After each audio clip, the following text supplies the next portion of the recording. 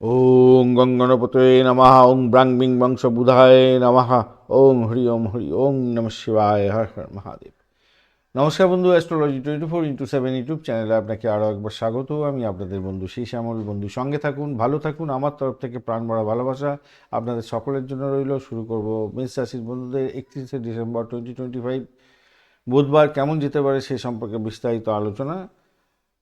Like share comment অবশ্যই করবেন। আপনাদের এই চ্যানেলের সমস্ত ভিডিওগুলো আপডেট পেতে অবশ্যই চ্যানেলটি সাবস্ক্রাইব করে রাখবেন। চলুন সরাসরি আলোচনায় যাব। আপনাদের রাশিভাব এবং আপনাদের রাশি বা লগ্নভাব এবং দ্বিতীয় ভাব দিয়ে চন্দ্র আজকের দিনে গমন করতে থাকবে। কৃত্তিকা নক্ষত্র দিয়ে 1:29 পর্যন্ত মাঝরাত্রি পর্যন্ত চলতে থাকবে, তারপরে রোহিণী নক্ষত্রকে সঙ্গে নিয়ে এগোতে থাকবে। অর্থাৎ রবির নক্ষত্র দিয়ে আজকের দিনে এগোতে থাকছে। তো রবিদেব আজকের দিনে 83% কাজকর্ম করবে বলছে, চন্দ্রদেব 4% কাজকর্ম করবে। চন্দ্রদেব কাজ করতে পারছে না আজকের দিনটা।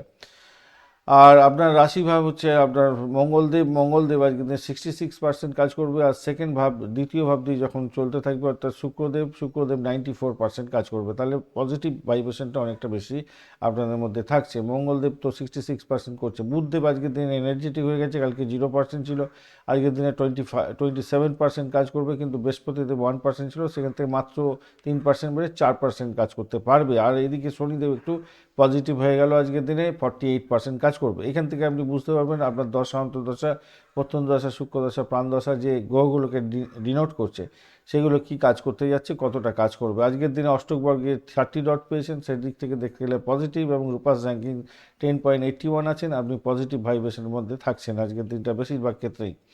কিছু ভালো যোগ দোষ তৈরি হয়েছে। মঙ্গল দোষটা কেটে গেছে আপনাদের, আজকের দিনে কেটে গেল। আর গতকাল পর্যন্ত ছিল, আজকের দিনটা কেটে গেল। আজকের দিনে যেটা দেখা যাচ্ছে আপনাদের আত্মকেন্দ্রিকতা বাড়বে, আবেগ বাড়বে, মানসিক চাপ বাড়বে একটু। তো দ্বিতীয় ভাব দিয়ে যখন যেতে থাকবে আপনাদের 9:23 পর থেকে আজকের দিনে, তো অর্থ, পরিবার এবং ভবিষ্যৎ ভাবনা সক্রিয় হয়ে যাবে আপনার ক্ষেত্রে। আজকের দিনে মানসিক অস্থিরতা থাকবে, ঘুম কম হবে আজকের দিনটা।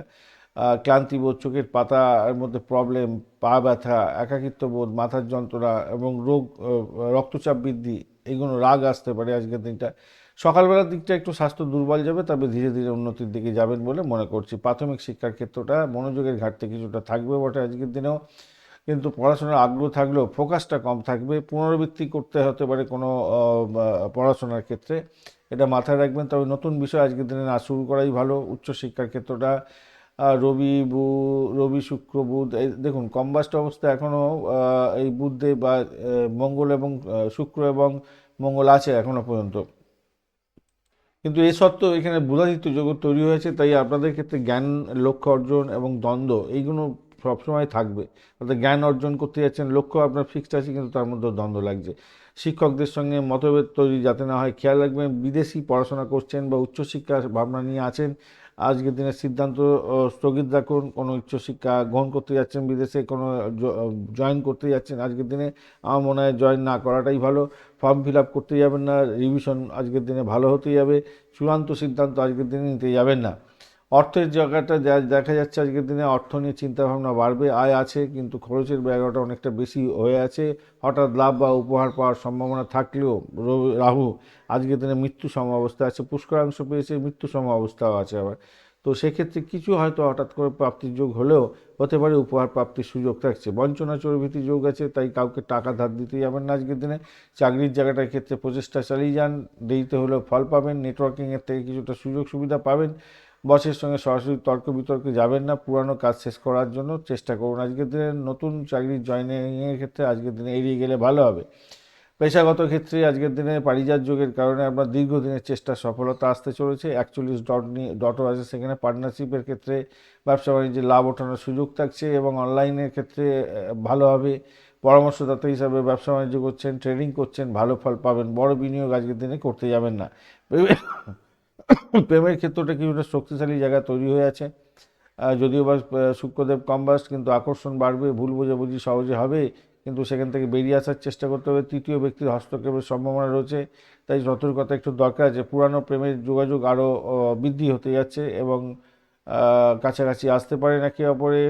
আর আরেকটা জিনিস হচ্ছে প্রপোজ বা কমিটমেন্ট আজকের দিনে করতে যাবেন না নতুন করে, মানে নতুন প্রেম করতে যাবেন না আর কি। দাম্পত্য জীবনের ক্ষেত্রে আজকের দিনে সম্পর্ক রক্ষা হবে।